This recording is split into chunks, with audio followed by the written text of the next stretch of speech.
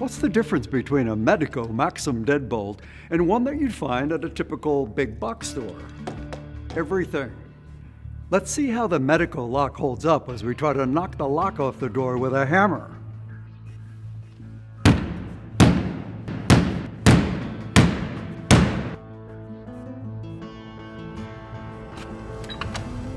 The Medeco Deadbolt did its job and stood up to this attack.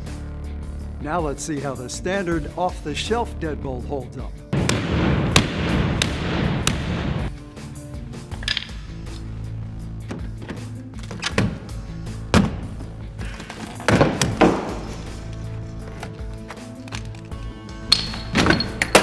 That's the difference between a lock designed to close your door and one designed to keep it shut.